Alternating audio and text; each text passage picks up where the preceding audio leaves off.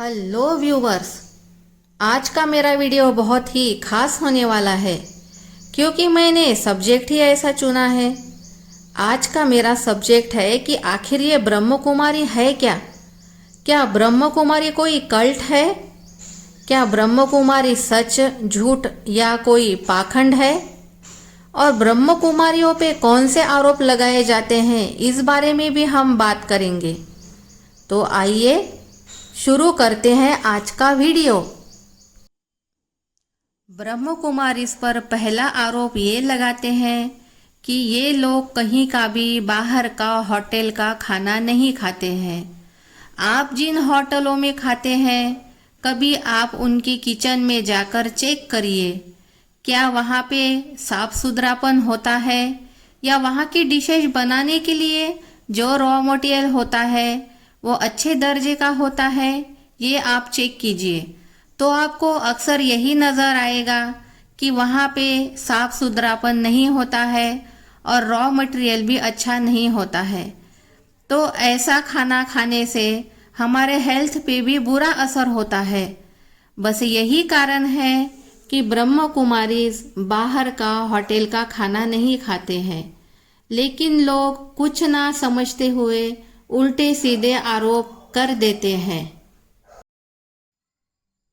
ब्रह्म कुमारियों पर अगला आरोप ये किया जाता है कि ये किसी का हाथ का बना हुआ खाना भी नहीं खाते हैं।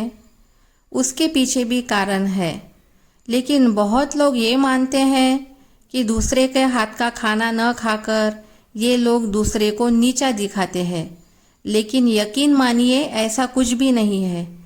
अगर कोई गृहिणी बच्चों को डांटते हुए, मतलब क्रोध का संस्कार लेकर खाना बनाती है, तो उसका क्रोध का जो संस्कार है वो उस भोजन में उतर जाएगा और वो भोजन जिसने किया है उसमें भी क्रोध के संस्कार बनेंगे। ऐसे कोई लोभी व्यक्ति है तो उसके लोभ के संस्कार भोजन में उतर जाएंगे।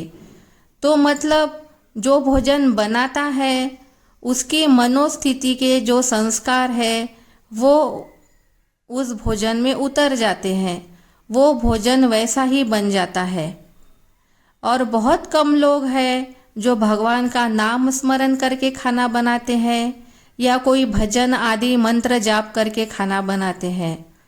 तो अक्सर ऐसा पाया जाता है कि जो खाना बनाने वाले होते हैं उनके जैसे संस्कार होता है, वैसे ही संस्कार उस भोजन में उतर जाता है और वैसा जो भोजन करते हैं तो वैसे ही संस्कार भोजन करने वाले में भी आ जाते हैं।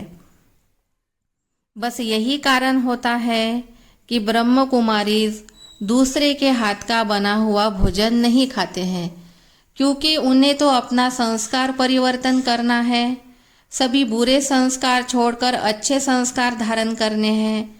अगर ऐसी परिस्थिति में किसी क्रोधी का, किसी लोभी का हाथ का बना हुआ खाना खाएंगे तो उनके संस्कार परिवर्तन नहीं होंगे।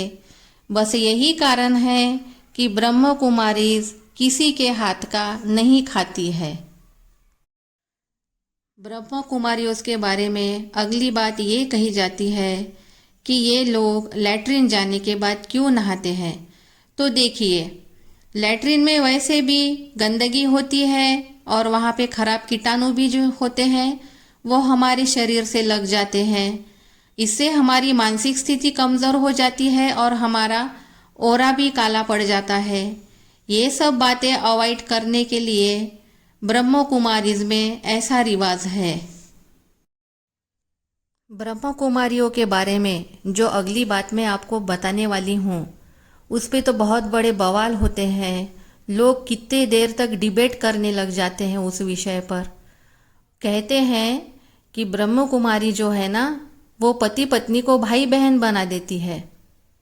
लेकिन ये कैसे हो सकता है? पति पत्नी कभी भाई बहन नहीं हो सकते।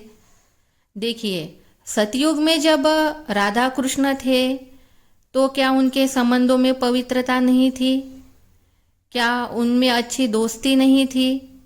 सतयुग में जब राधा कृष्ण थे तो वो साजन सजनी थे और उनके संबंधों में पवित्रता भी थी और वो दोनों एक दूसरे के अच्छे दोस्त भी थे। तो ब्रह्म कुमारी ये सिखाती है कि पति पत्नी में मधुर संबंध होने चाहिए, उनमें पवित्रता होनी चाहिए और अपना जीवन यापन दोनों ने एक दूसरे के अच्छे दोस्त बनकर करना चाहिए। तो आप बताइए इसमें कहाँ से आती है भाई बहन होने की बात। तो ब्रह्म कुमारी इस पे ये गलत आरोप लगाया गया है कि ब्रह्म कुमारी पति पत्नी को भाई बहन बनाते हैं। अरे भाई, वो भाई बहन नहीं बनाते हैं, कहते हैं कि दोनों में मधुर संबंध स्थापित करके एक दूसरे के दोस्त बनकर रहो। लोग तो ये भी कहते हैं कि ब्रह्म कुमारी हमेशा सफ़ेद कपड़े क्यों पहनती है, क्या उन्हें कलर अच्छे नहीं लगते। ब्रह्म कुमारी जो होती है अपने जीवन में संपूर्ण विकारों का त्याग करती है और पवित्रतापूर्ण आचरण करती है, और सफ़ेद कलर त्याग और पवित्रता का प्रतीक है। इसीलिए ब्रह्म कुमारी सफ़ेद कपड़े पहनती है। ब्रह्म कुमारियों के बारे में ये बात भी कही जाती है कि ये लोग विनाश की झूठ भविष्यवाणियां करते हैं। तो सबसे पहले जान लेते हैं कि विनाश क्या होता है। विनाश जो है वो स्टेप बाय स्टेप होने वाला है। हम यहाँ सुरक्षित है, लेकिन इस जमीन पर कहीं बाढ़ आई है तो वहाँ पर विनाश हो रहा है। लेकिन हम इस जगह पे सुरक्षित है क्योंकि हमारा जीवन, हमारी कुछ सांसें अभी तक बची हुई है।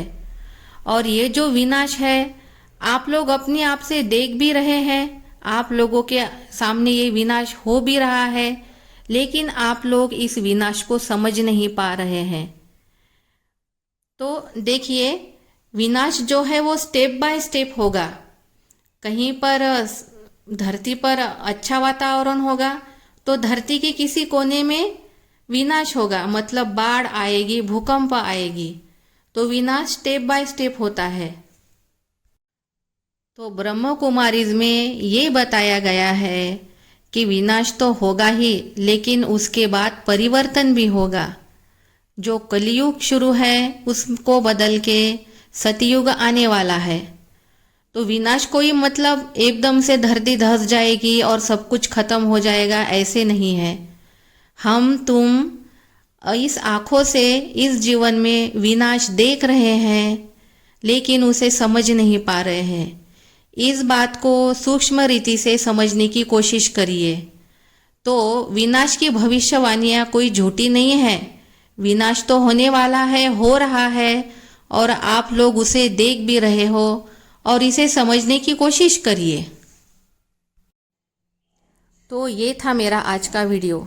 इसे ज़्यादा से ज़्यादा शेयर करिए ताकि ब्रह्म कुमारी के बारे में जो भ्रांतियां हैं वो कम हो सके, और मेरे चैनल को सब्सक्राइब कीजिए।